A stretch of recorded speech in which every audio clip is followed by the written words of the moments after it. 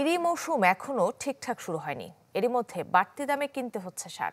এদিকে সরকার পতনের পর গভীর নলকূপ নিয়ন্ত্রণে নিতে মরিয়া কয়েকটি রাজনৈতিক গ্রুপ, যাতে বন্ধ রয়েছে বহু নলকূপ। সব মিলিয়ে চরম বিপাকে কৃষক।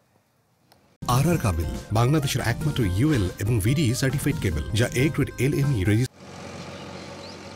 সেচ, জমি প্রস্তুত আর ধান রোপণের ব্যস্ততা নওগাঁর নিচু এলাকায়। তবে কৃষকের দুশ্চিন্তা সারের বাড়তি দামে। অভিযোগ, সরকার নির্ধারিত 50 কেজির বস্তা ইউরিয়া সারের দাম 1350 টাকা, কিন্তু বাজারে কিনতে হচ্ছে 1 থেকে 150 টাকা বেশিতে।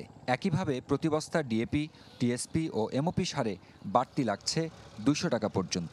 সারের দাম এখন বেশি, বাজার বেশি, প্রতিটা বস্তা প্রতি 300 টাকা বেশি, ডিএপির দাম বেশি, পটাশের দাম বেশি। ধান তো লাগানো হয়নি এখনো, আর ধান যখন লাগাবে, যখন ঘাটা পড়বে, তখন কি অবস্থা হতে পারে। শঙ্কা ভর করেছে সেচ নিয়েও। কৃষকরা বলছেন, শেখ হাসিনা সরকার পতনের পর পাম্প অপারেটর পরিবর্তনের তোড়জোড় শুরু হয়েছে গভীর নলকূপগুলোতে, যার নিয়ন্ত্রণ নিতে মরিয়া রাজনৈতিক কয়েকটি গ্রুপ। ফলে সেচ সরবরাহ বন্ধ রয়েছে বহু নলকূপে। আমাদের হাতে থাকবে ক্ষমতা, ওনাদের হাতে চলবে ডিপ, ওনাদের হাতে সব কিছু চলবে। আমরা তো গ্রাহক, আমরা টাকা দিব, পানি নিব, ফসল করব। বর্তমানে আমরা অপারেটর হব, কি আমাদের দল থেকে অপারেটর হবে। এটা হিসাহি হচ্ছে, আর এই হিসাহিটা তো সমাধান হচ্ছে না। এর সমাধান না হওয়া পর্যন্ত ডিপ চালু করতে পারবে না।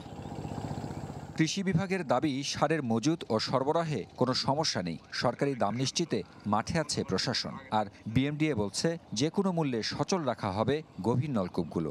কৃষকদের কাছে যেন ন্যায্য মূল্যে সার বিক্রয় করে, এর জন্য আমরা বরাবর জেলা থেকে এবং উপজেলা থেকে আমরা মনিটরিং কমিটি করে দেওয়া আছে। অসাধু ব্যবসায়ী যেন বেশি দামে সার বিক্রি না করে, এজন্য প্রত্যেকটা ডিলারের দোকানে আমাদের উপসহকারী কৃষি কর্মকর্তাদের ট্যাগ করে দেওয়া আছে। যেসব টিউবওয়েল নিয়ে সমস্যাগুলো হচ্ছে বা অভিযোগ আসছে, আমরা টিউবওয়েলগুলো চালুর বিষয়ে তৃতীয় পক্ষের মাধ্যমে আমরা টিউবওয়েলগুলো চালু করার ব্যবস্থা নিয়েছি, কারণ সামনে আসন্ন বড় মৌসুম।